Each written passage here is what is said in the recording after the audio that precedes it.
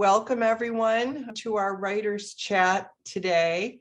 I am Christina Deerdorf. I'm the assistant editor at Inside the Vatican magazine, and I'd like to introduce our guest today, Mary Stanford. Mary had an article in our last issue of Inside the Vatican, and it was on Saint Edith Stein. Her name and religion was Sister Mary Benedicta of the Cross. So we asked Mary to write about Edith Stein. So I'm going to start by asking Mary to just give us a kind of capsule overview of St. Edith Stein and her life, which was very interesting, and why she's a saint. Yes, well, thank you, Chris. And it still feels strange to me. I keep saying Saint Edith Stein, even though formerly, of course, she is Saint Teresa Benedicta. But because she's made such an impact on me as Edith Stein, I always say Saint Edith Stein. But she began, her life growing up in a German-speaking, technically the area where she was born is now part of Poland, but at the time it was Germany, Jewish family. And over time, though, she had a very inquisitive mind, she was very scholarly. She eventually sort of abandoned that and called herself an agnostic, became a philosophy student of Edmund Husserl, was very interested in phenomenology. She studied, she was known as one of his most brilliant students, but eventually found her way to the Catholic Church.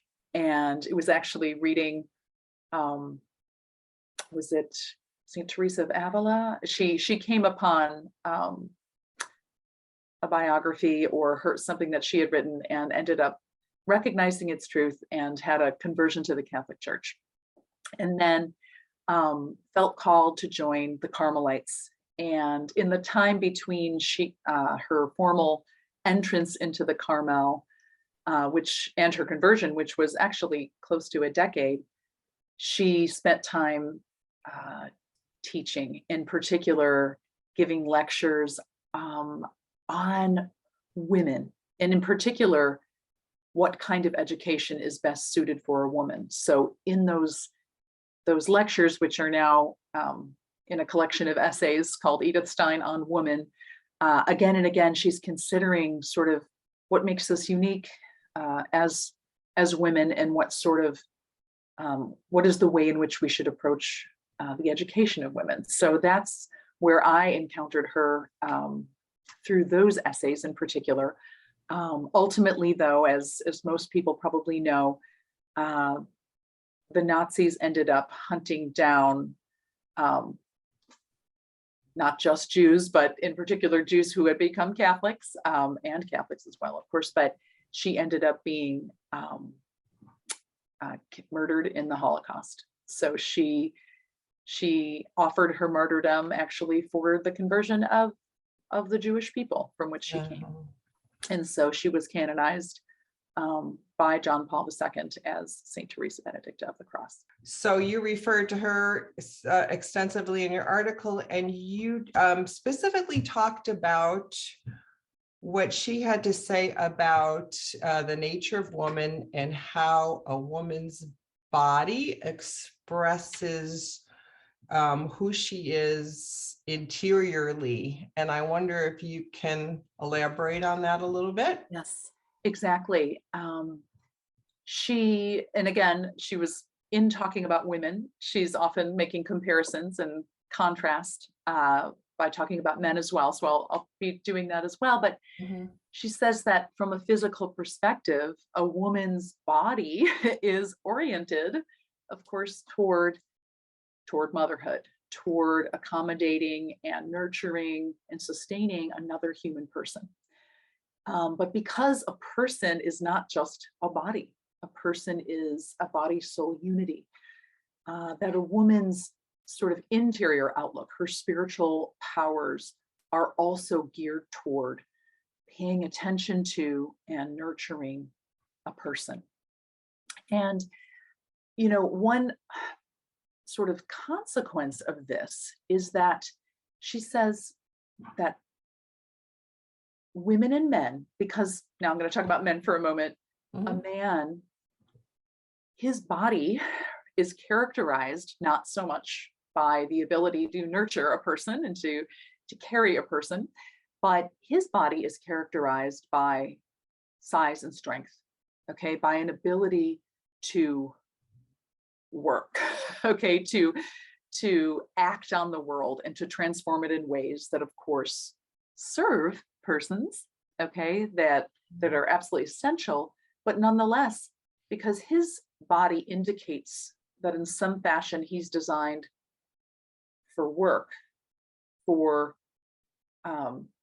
in some sense for the task, the project, the object at hand. And her body is oriented toward the person. Because of this difference, we really do, we see some more further differences between men and women.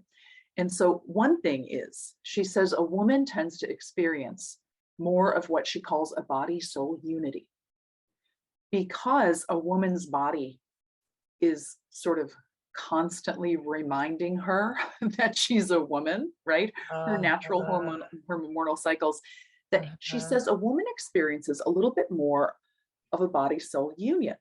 And it's not that this is bad or good. It sort of has good things and bad things about it. She says because of that unique union a woman experiences with her body, that she tends to, more than a man, identify with that body. So, which sex tends to spend more time in front of a mirror, right? Attending to the details of a physical appearance, or which sex tends to be a little bit more maybe offended at a compliment or at the lack of a compliment or a critique of our bodies. Whereas she says a man, because his body isn't always, quote, reminding him he's a man, okay, because he is oriented toward work, she says his body for him tends to take on the character of an instrument. Okay, and while again, we know that the body is not just an instrument, and to say that your body is an instrument leads to all sorts of problems, we also see, however, that a man is less likely to sort of have such a close identification with his body that he simply identifies with it, right? We can see it can be dangerous for a woman to overly identify with her body, right? If it's not perfect, then she's not perfect, or something like that, a kind of reduced sense of identity that she might be prone to. He's not quite, is prone to that danger. On the other hand, because he sees his body as more of an instrument, something that he does things with, that he accomplishes things with, he tends to identify more with what he accomplishes, right? So men do tend to identify more with their work, with their accomplishments, with their successes. And of course, the flip side is when you don't always have successes, right? When you identify with your work and your work fails, men can be affected by that in a really negative way. So the flip side of a woman is she's able to distinguish herself from what she does. She says, "Oh, I love you, honey. It doesn't matter what you do." And we know that there isn't ultimately, you have to be careful about that distinction. But I think what I'd call it is one of our feminine superpowers, a maternal superpower for us as women, is because we identify more with our bodies and less with our work. We can make a distinction. We can distinguish our love for our husband, for who he is, than from necessarily what he does, especially if what he does sometimes maybe fails. So it ends up being one of her sort of special gifts as a woman, a maternal gift, to be able to make that distinction between who a person is and what they do. That's a harder distinction for a man to make. And again, there are dangers on both sides, but there's also gifts on both sides. Hi, thank you for watching, and be sure to subscribe to our channel by clicking on that red subscribe button and click that bell so you'll be notified when we upload new content. Check out all the links below for subscriptions to Inside the Vatican magazine and to the Morning Hand Letters, which is free to your inbox. You stay connected. It's content that you can get nowhere else. All that information is below. Thank you.